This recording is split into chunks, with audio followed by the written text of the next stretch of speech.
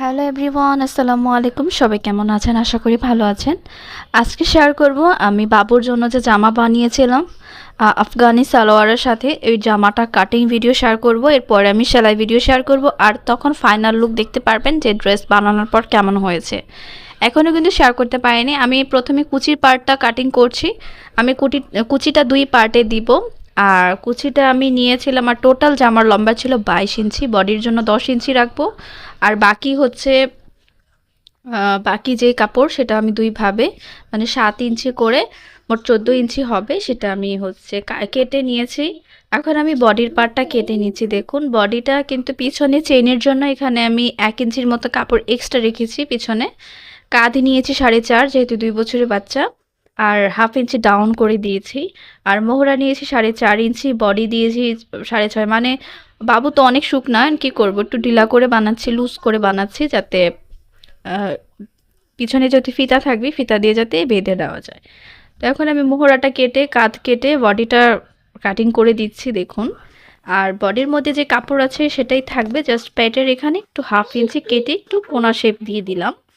তো এখন আমি হাতাটা কেটে নিব। দেখুন হাতার চওড়াটা দেখাচ্ছি। হাতার মধ্যে আমি অনেক বেশি কুচি দিব, তো জামার সাইডে অনেকখানি কাপড় ছিল, সেটা দিয়ে হচ্ছে আমি কুচিটা করে দিচ্ছি। আর হাতাটা বলা যায় একটু 3/4 থেকে একটু ছোট দিয়েছি।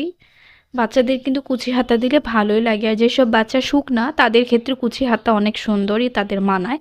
তো আমি গলাটা কিভাবে কাটিং করব দেখুন। সামনের গলাটা যেহেতু ছোট, সামনের কাপড়টাও ছোট, তাই ছোট একটা কাপড় নিয়েছি। আর পিছনে যেহেতু 1 ইঞ্চি কাপড় বেশি, তো পিছনের জন্য 1 ইঞ্চি কাপড় বেশি নিয়ে ভাঁজ করেছি কাপড়ের উপরে। তো প্রথমে আমি পিছনের গলাটা কেটে নিব। তো একসাথেই কিন্তু ভাঁজ করে আমি কেটে নিচ্ছি দেখুন। আপনারা প্রথমে যে সামনের যে গলাটা, এই গলার মধ্যে মেপে নেবেন। 2 ইঞ্চি লম্বা 2 ইঞ্চি চওড়া দিয়ে আমি দাগ দিয়েছি। আর সেটা পিছনেটা যেহেতু কাটা হয়ে গেছে, পিছনেটা আলাদা রেখে এখন সামনের গলাটা 1 ইঞ্চি বড় করে দিচ্ছি। ঠিক আছে, গোল গলায় দিচ্ছি। আপনারা চাইলে পান গলা যে কোনো গলা দিতে পারেন।